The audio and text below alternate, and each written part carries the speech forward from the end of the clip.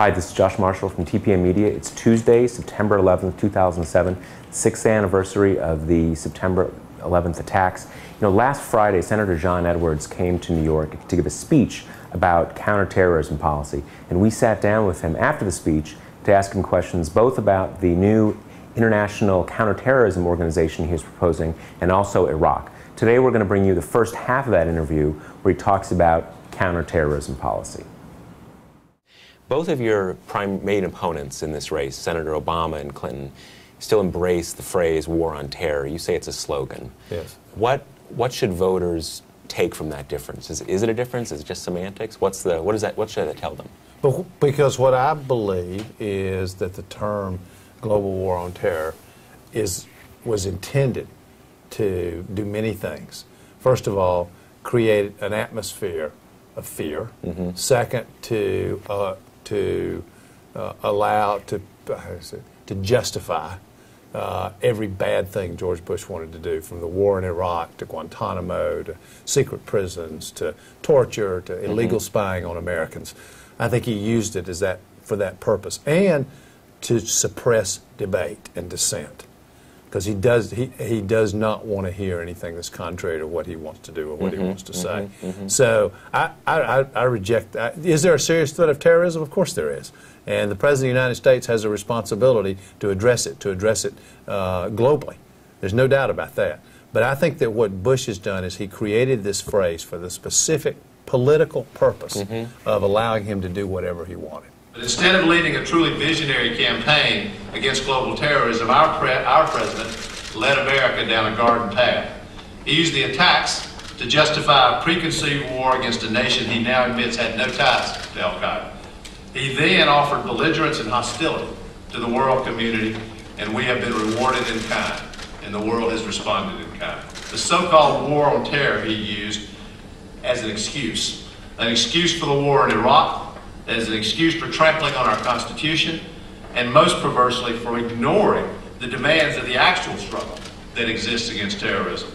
Because in George Bush's reality, disagreement is called weak, challenge is suspect, and opposition is downright unpatriotic. Now that separates you from the president. How about the other candidates in the race you're in now, in the primary race? It's the same thing. I mean, I don't know how you can accept his frame and his terminology, and at least one of the other candidates that you mentioned has said, and I respect Senator Clinton, but she has said that she thinks we're safer today. Some running for the Democratic nomination have even argued that the Bush-Cheney approach has made us safer. It has not. I think we have less allies.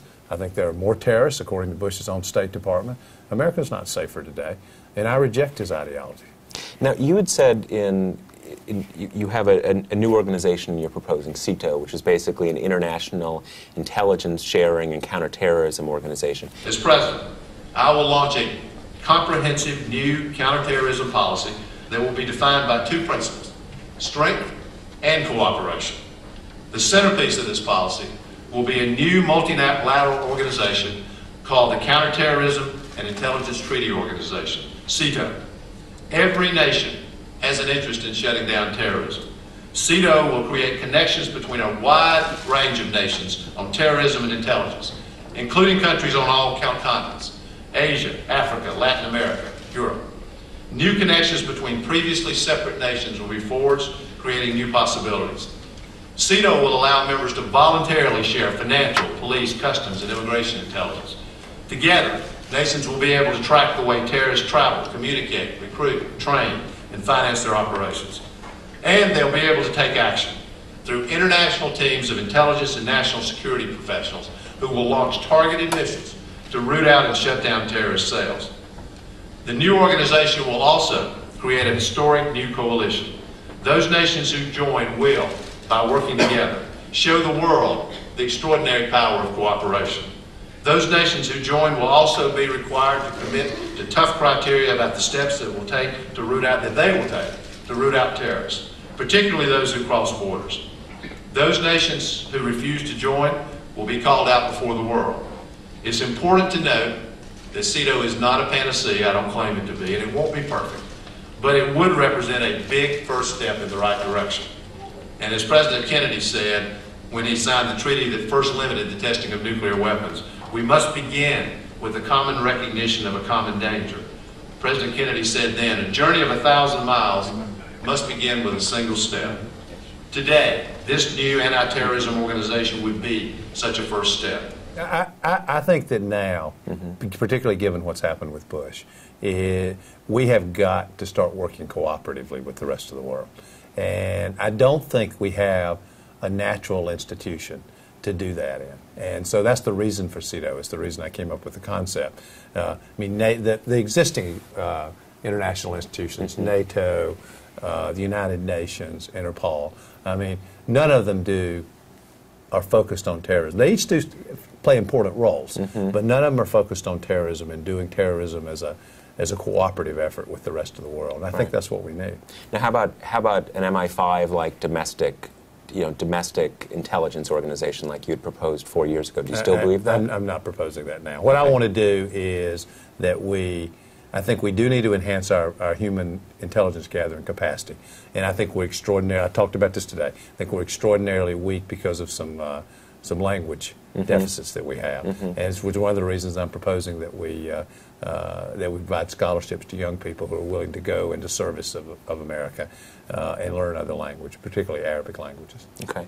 Now, one thing I noticed in your speech today, you had in the portion about Pakistan, you had a line in which you said that if we have actionable intelligence about terrorism activities in Pakistan and the Pakistanis won't act, we will act. In Pakistan, the recent National Intelligence Estimate found that al-Qaeda had established a safe haven in the northwest tribal areas.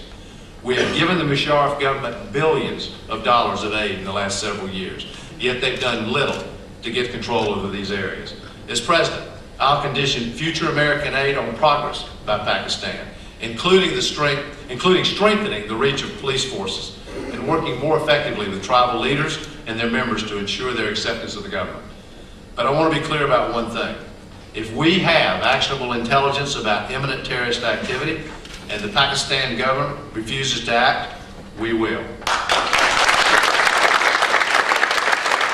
Now that sounds similar to what Senator Obama said a month or so back, that there was a lot of controversy about, that we would take military action potentially in Pakistan if the Pakistanis wouldn't do that. Do you agree with what he said then? Is what you're saying different, or how does it differ? I think it's different. What I'm saying is that the starting place with engaging the Pakistani government, who we've given billions of dollars to in aid, is to ratchet up pressure on them, do everything in our power to push them to do what they need to do, both with our economic and with our diplomatic leverage. And we have enormous leverage on both fronts. And they should be doing this anyway. So I think that's I think where America should be focused. And what I'm saying is, if we know where bin Laden is, and we're confident we know where he is, and the Pakistani government won't act, we will act. We will use whatever tools we have to, but I'm not talking about an invasion of Pakistan. Right. But it could mean a military action in Pakistan to like take out bin Laden or if we have to go. But it could also be, a very small. I mean, I don't want to talk about this in a hypothetical way. Sure. But I will tell you in very simple terms that if we know where bin Laden is, and the Pakistani government won't act, and I'm president, we will go get bin Laden. Okay. Stay tuned for tomorrow, where we'll bring you the second half of our interview with Senator Edwards, where he talks about the Iraq War and the progress or lack of progress of the surge. I'm Josh Marshall from TPM Media, and we'll talk to you tomorrow.